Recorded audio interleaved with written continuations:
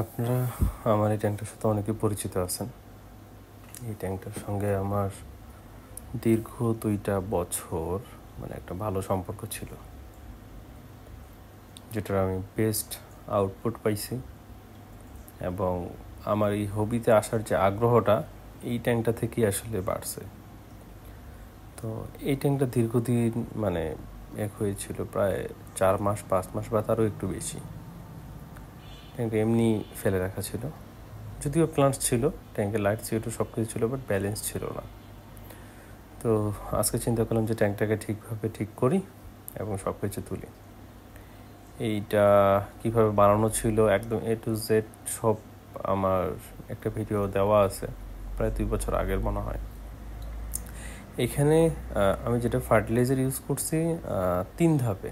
একটা হচ্ছে যে গ্লাস বটমে, একদম ভিডিও করার কোনো চিন্তাভাবনা ছিল না, পরে চিন্তা করলাম যে বিষয়গুলো একটু ভিডিও করে তুলি। তো কিছু কিছু ভুল হয়ে গেছে। তো একদম বটমে ফার্টিলাইজার ছিল, তারপরে আমি এই ফার্টিলাইজারটা দিলাম, দেন আবার একটা লেয়ার দিয়ে তারপরে আবার কিছু ফার্টিলাইজার দিয়েছিলাম। তো এইভাবে টোটাল হচ্ছে 3 বা 2 লেয়ার হবে আর কি। 2 লেয়ারে ফার্টিলাইজার দেওয়া ছিল যাতে আমার বেস্ট আউটপুট রেজাল্টটা আসে। এটা আমি সেই আবার পুরোনোভাবেই সব কিছু সেট করবো। আমার এই ট্যাঙ্কের টিউবওয়েলের পানি দিয়ে আমি প্রথম শুরু করছিলাম, সেই টিউবওয়েলের পানিই থাকবে, এটাতে কোনো আর ওয়াটার থাকবে না।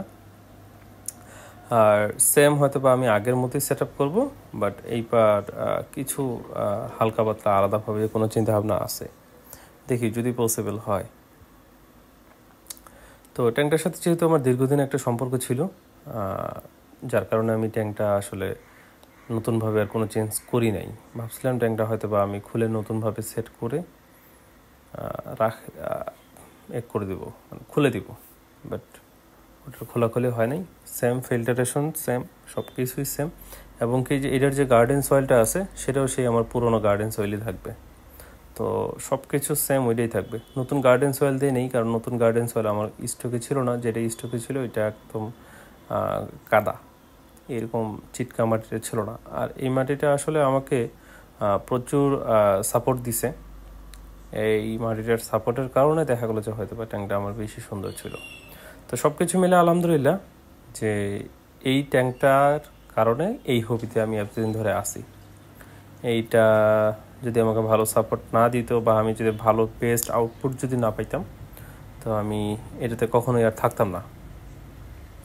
তো আসলে সব কিছু মিলায় যখন আপনি একটা ব্যালেন্স ট্যাঙ্ক করতে পারবেন, তখন আপনার এই হবিতে থাকা আগ্রহটা আরও অনেক বাড়ে যায়।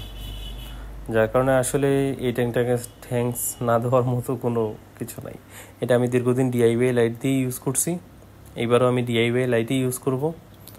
সব কিছু একদম সেম টু সেম, আগে যা ইউজ করছি সেম টু সেম এখনও ওইটাই ইউজ করব।